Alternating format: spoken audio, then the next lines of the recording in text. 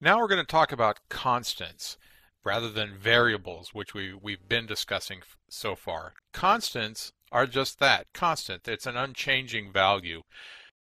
The compiler can do special things with constants and use them throughout the compile process without consuming the storage areas that the compiler would use for variables, because the compiler would need to keep those in special places in memory so that true values can be put into the variables and recovered, manipulated, so on, changing strings or adding values to numbers, that sort of thing. But a constant, we don't expect it to change, so the compiler doesn't have to take up space for it. Constants can be specified when you create them in decimal. There you see the decimal 123 that we know at 123. It's inside single quotes. That shows that that's a decimal value which will be defined into a constant. Octal simply has a leading zero, like 0173 is also 123 decimal.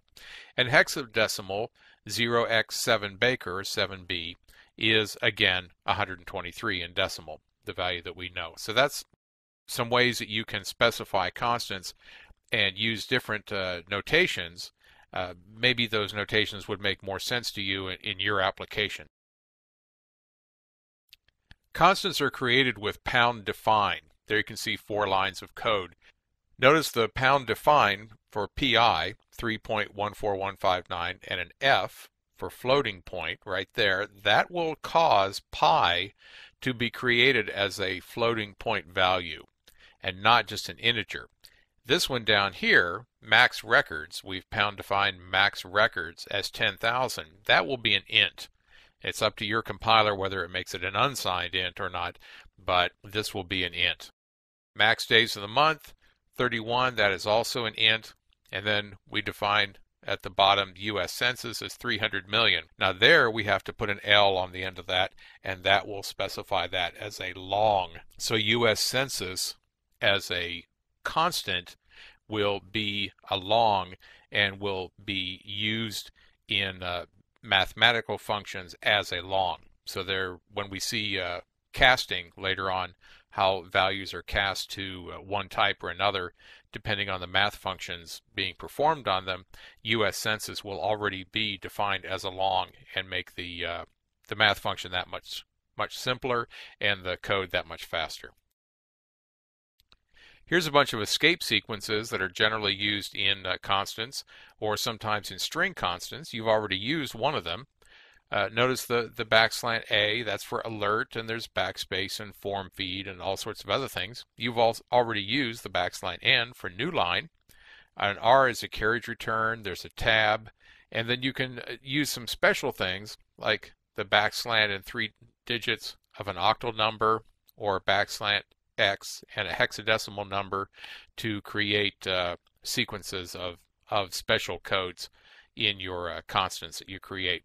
If you want to actually show a backslant or a single or a double quote inside a string constant, you have to escape it out like this with a backslant in front of it so that it doesn't get picked up as another backslash or as the ending double quote of a string. Remember, hello world started with double quotes and ended with double quotes? Well, if we wanted to put a single quote or a double quote inside the string itself, we would have to escape it with a backslant in front of it. There is a special constant, backslant 0, which is null, all zeros.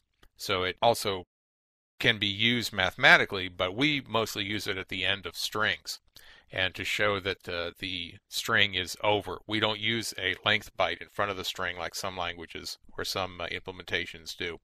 C programming relies on that null, and you can check for things to be null by comparing them to that quote backslant 0 quote that you see, which is null. String constants we've already seen, for example, hello world that we used in our first program. So hello world backslant n is a string constant. And when it's stored in memory, it's really an array of characters. We have HELLO space and world and the new line character, and then we have the double quotes to end the string. But in memory, we have hello world and a new line byte, and then there's really a null out here on the end. There's one of these backslash zeros or an end of string character, so that when C runs through memory and looks at this sequence of characters, there will be hello world, the new line, and then the null, so it knows where the string stops. So when you're defining constants, single quote A single quote is a integer value for the letter A, and that will be coded as the value of a constant. But that's very different from double quotes, A double quotes. That's the letter A, or the numerical value for it, and then there's a null next to it. So there's really two characters taken up there, because this is a string constant as opposed to this being a character constant. There's one more kind of constant, and that's the enumeration constant. And it's a little bit special. It's called enum. And there we have enum, short for enumeration. Boolean is the name of the constant. And we have an opening brace and a closing brace. So we have no is 0, because the first value inside the braces will be given the value 0, comma, and then the next value will be given 1, and so on out the list. Then we have a close brace and semicolon to end the statement, the enum Boolean statement. Down here we're going to make up an enumeration constant called months. And months can contain the value 1, 2, 3, 4, 5. As you see, we run down the line here. Notice we said Jan equals 1, January equals 1, because we of course didn't want it to start out by default and set January equal to 0. We need it equal to 1. So we can force that on the enumeration anywhere in the list, and the enumeration will just increment the number and run us all the way out to 12 out here. And we'll see later in some of our programs how you actually use something like this. But it's a good way of getting values into your code that are easily set up, and you don't have a bunch of pound defines and things like that kind of cluttering up your code. So enum is a nice thing to be able to use. And we're going to move onward to other types, operators, and expressions.